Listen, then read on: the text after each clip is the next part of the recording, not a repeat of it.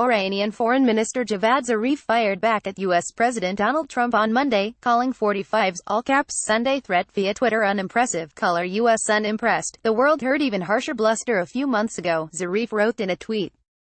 And Iranians have heard them, albeit more civilized ones, for 40 years. We've been around for millennia. Be cautious, he added.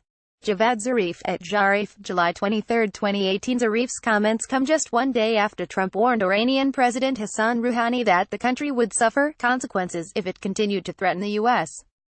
To Iranian President Rouhani, never, ever threaten the United States again or you will suffer consequences the likes of which few throughout history have ever suffered before, Trump wrote.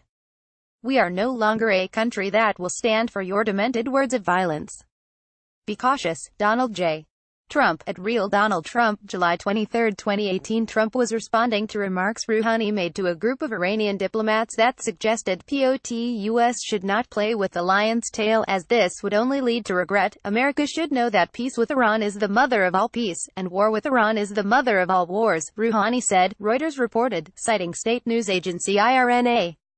And apparently firing back at reports that the U.S. was actively trying to destabilize Iran's leadership, he said, you are not in a position to incite the Iranian nation against Iran's security and interests. Zarif is not the only state official to have chimed in on the Twitter feud.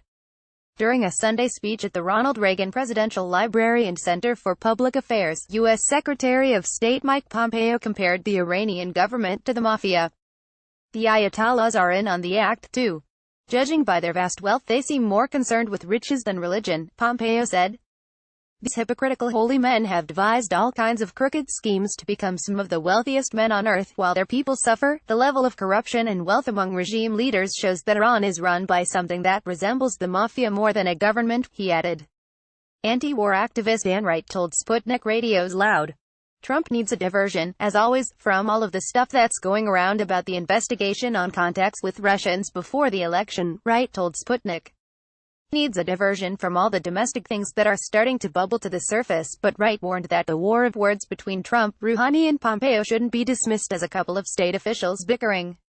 We certainly ought to be worried about this. We've heard the term, mother of all wars before, and that was with the Iraq issue, and under Bush they used the false information of weapons of mass destruction to justify the invasion, destruction and occupation of Iraq, she said.